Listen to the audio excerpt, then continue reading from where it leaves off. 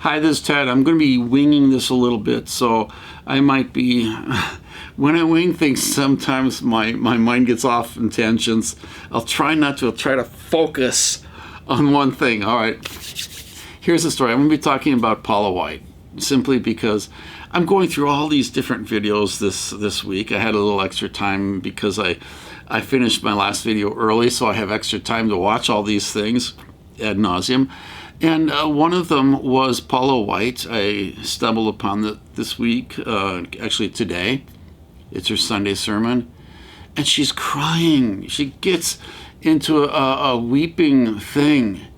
And I'm listening to what she's saying, and she's talking about, and here's what I want to do. First of all, I want to focus on, first of all, what she's preaching, she's preaching to a church. So they come to hear the word of God. They're going to hear about her. So she's preaching to the church, and I'm going to get into her message. Then I'll get into what I think is really going on and why she breaks down in front of the church. I see a bunch of hypocrisy. Don't tell me we're the party of unity and we're this and we're going to unify. And every second we have, we're just hurting people more and more and more. And politicizing people's lives. God didn't call me to the world. I've been sent on assignment to do things in the world. But I'm called to the church. And when the church is this polarized and this divided, God help us.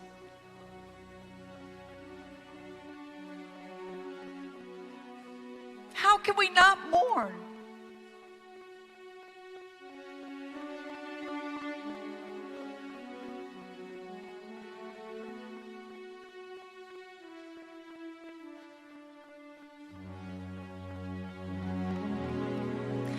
Dr. Paul, they started by calling me a prosperity preacher. You know who that was? Started that? Christian Magazine, Church. Then they called me a heretic. You know who that was? The head of an ethics of one of the largest denominations, the church. Then they called me a cult leader. You know who that was? The church. Now the Washington Post finally got it right, and they've called me a charismatic Pentecostal. But I'm the queen of it. This fringe movement of 60-something million people.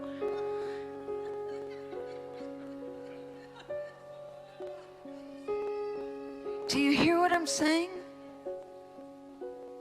It wasn't the atheist calling me a heretic, or cult leader, or prosperity preacher.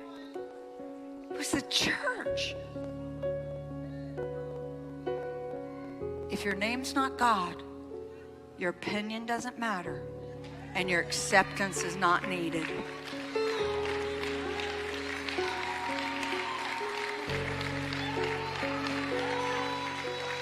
Her message is, people have accused Christians. She's basically attacking Christians for attacking her. Christians, she's very upset at Christians because they're divided, because they say things like, Paula White is a prosperity gospel preacher. And she denies it.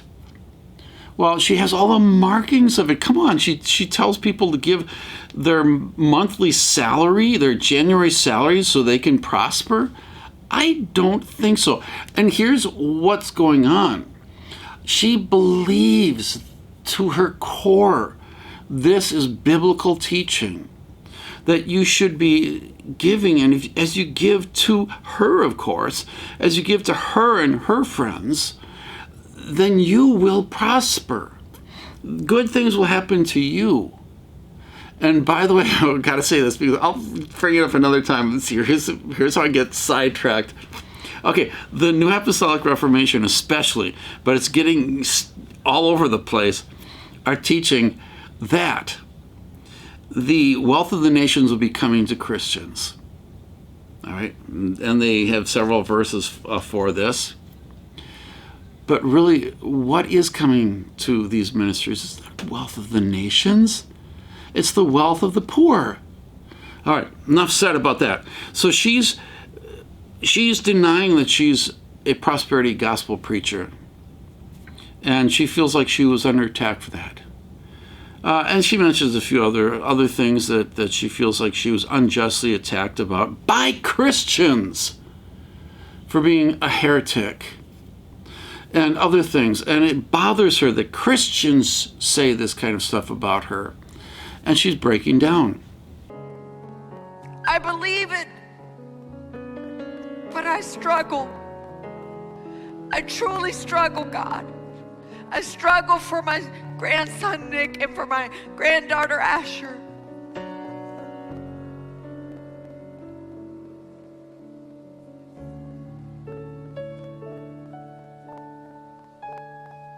I struggle for children that are growing up in this time and age. Let us return to you and forgive us and our forefathers that failed in the foundations.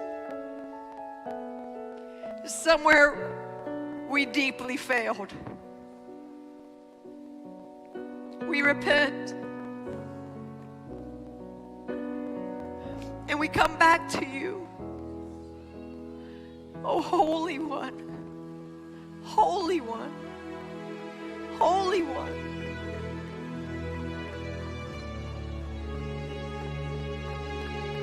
Move, Holy Spirit. Move. Now, here is what I really think it's all about. I think, have you ever had a time in your life where you get angry? You're angry about something and you just don't want to lash out in the right direction, so you lash out in the other direction. Very common for people to do. I see in her a lot of times she'll be talking about something, preaching about something, and I know she's reflecting back on what she's experiencing in the White House with Donald Trump and other people. And it's a very indirect way of doing it. And I can tell you right now that's exactly what's going on in this message. She's breaking down and she's reflecting about her life. And she's really taking all that anger and all the frustration and everything out on fellow Christians. But in reality, I think she's dealing with from her point of view and stepping in her shoes, she's dealing with a very hard and tough situation. She had been, in her mind, she's on the very top of the world and the world to come. Because she and her fellow prophets believe that God is creating this huge revival, and it's on the verge of this tremendous revival. And some will say there's a war first, but whether they say that war is coming or whether it's just revival, it is sure to come. And guess what? Donald Trump is the key to this revival. And so, because she is the one who backs Donald Trump spiritually, who's the real leader of this revival? This huge, the biggest revival the world will ever see. She is. It's got to feel like I'm on the mountaintop with Jesus and Moses and Elijah. But all of a sudden, Jesus says, let's go down to Jerusalem where I will be crucified.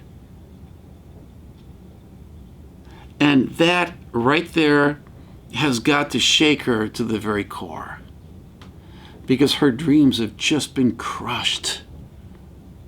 And they've fallen apart overnight.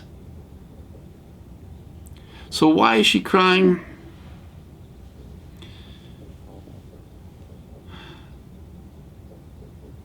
I think she's hurting. She's hurting because her life has drastically changed in the last couple of months. She's prayed for it. She's done everything she can to hold on.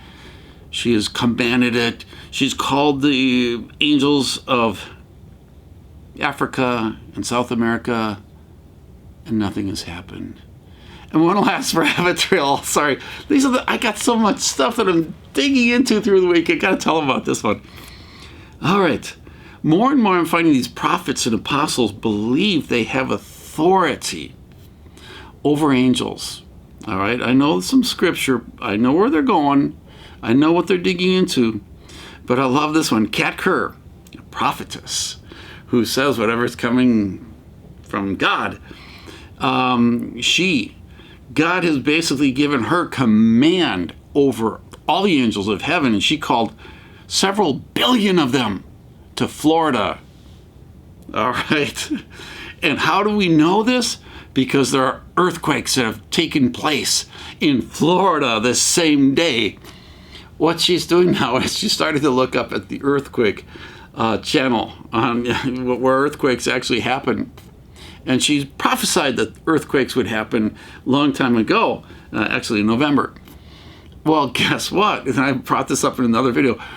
There are 20,000 earthquakes a year normally. So if you look up earthquake center, the people who study earthquakes, you're going to see 20,000, well, they'll probably have thousands mentioned. And so they pick and choose. They find all kinds of earthquakes happening where they believe it's going to happen. Oh, look at that. It's a sign from God. All right, back to Paula White. I'd like to know what you guys think. Tell me, what do you think of this one? And this is Ted. You have a good day.